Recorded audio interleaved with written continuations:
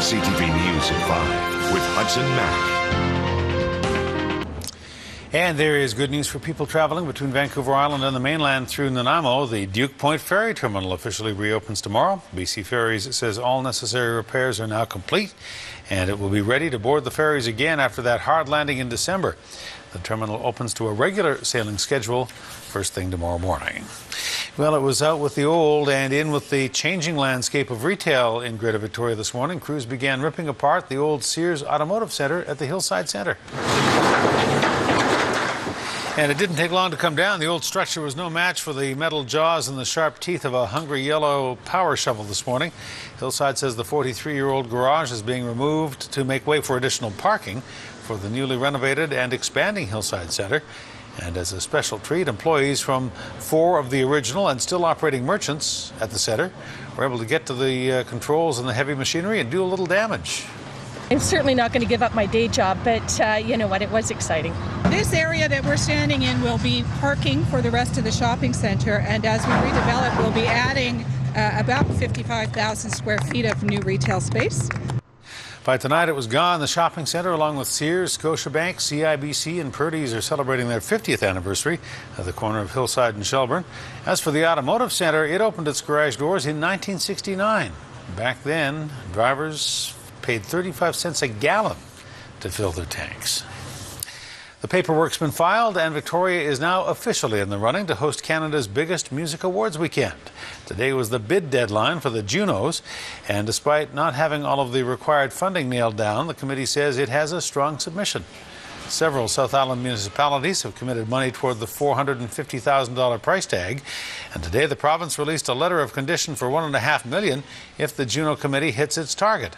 City of Victoria Councillor Chris Coleman says he's confident and says more than 80% of the funding is already in place. We can put the bid project in because we can also offer supplementals over the next month. So we still have to go back and do some work. We need, I think, about another $87,000. But we have the commitment for the province that if the Juno people like Victoria's bid, then they will come and do their due diligence. They will make a decision sometime in the fall of this year or January, February of next year, and the province will be there with $1.5 million. The City of Winnipeg is also rumored to have a strong bid for 2014. The Junos have already been awarded for next year. They'll be held in Regina. Well, private schools have topped the annual list again, and 2 of those are on Vancouver Island. York House in Vancouver comes out #1 in the Fraser Institute study. Victoria's Glenlyon Norfolk tied for 3rd with a private school in Vancouver, and Brentwood College in Mill Bay tied for 5th with 2 schools on the mainland. Claremont Secondary topped the list for high schools on the island, coming in 53rd out of 280 across the province. Oak Bay High and Mount Doug tied for 80th. Good evening. A major thoroughfare in downtown Victoria remains shut down at this hour after a chemical spill this afternoon. Firefighters, police and hazmat crews were called to the 700 block of 4th Street after a spill of chemicals of some kind on the 3rd floor at the Ritz Hotel. That's where we find CTV's Aaron Glazier, who joins us live with the latest. Aaron. Hudson, just moments ago, fire and police crews did reopen 4th Street between Douglas and Blanchard, but it was closed for the majority of the afternoon and well into early evening. A man who reportedly lives in the Ritz Hotel poured chemicals down his sink. The hazmat team was called in for every precaution. Grab their tags and put it on the board. Fire crews say people in the building reported smelling fumes that were making them nauseous.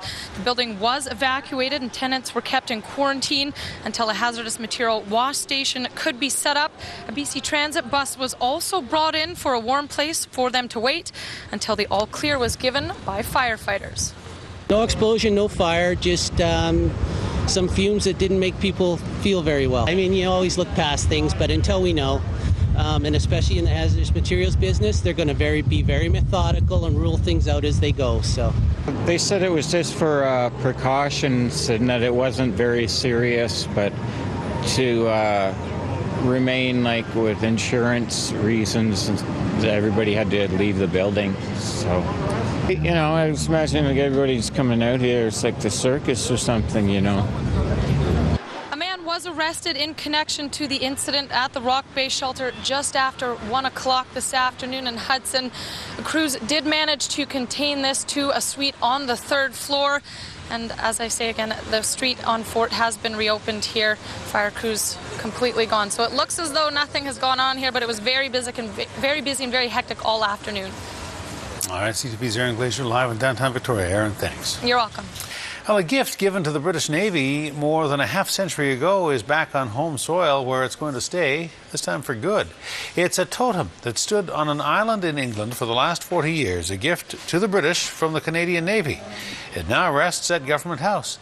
Chief Tony Hunt carved the pole with his grandfather when he was just 16 years old, and now he is back to make an exact replica. Representatives from the Esquimalt and Songhees First Nations gathered today to bless the carving, which will take at least 2 months to complete. The pole was raised in 1959 on Whale Island in England, which was part of the naval base in Portsmouth Harbour.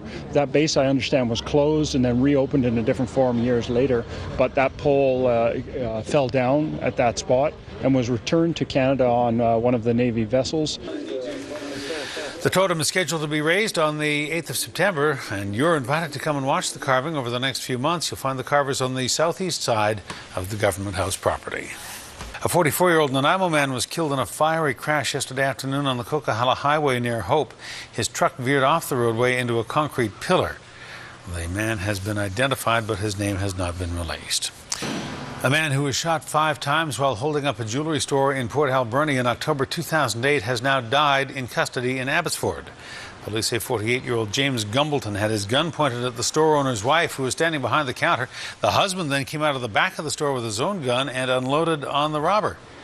Corrections Canada says Gumbleton had been sick for some time in prison and was being held at a treatment center. The coroner service has now positively identified the body of a woman found on Mount Washington. 75-year-old Shirley Burstall had been missing for more than 3 weeks when her body was found last Thursday night, not far from where her abandoned vehicle had been discovered a few days before. She disappeared from her home in Saanich in early April following an argument with her husband. Police have now confirmed that the body is that of hers. They say foul play is not suspected, although they have not determined cause of death.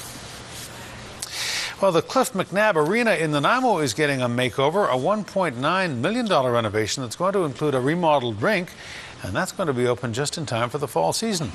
A bobcat was busy scraping the ice off the floor of the rink today, the final preparations before the city hands the keys over to the contractors.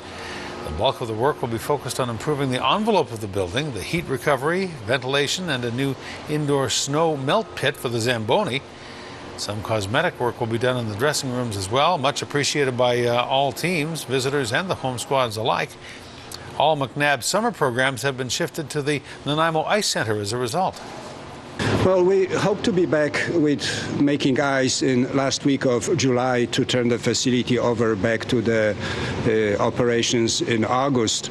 3 months, it's a tight schedule and calls for very well organized construction schedule between demolition, removal of the wall and roof structure and putting everything new. Contractors are hoping for great summer weather, which will help them keep the remodeling on schedule. There is nothing quite like inspiring young people with the love of reading, and a children's book festival will be held in Nanaimo this weekend featuring authors and illustrators from across the country. One of the authors got a head start today reading to the children at Hammond Bay Elementary School. The kids heard stories from the pages of books and from the author's own life growing up in the Arctic. I talk about what it was like, to live way up north when I was a little boy.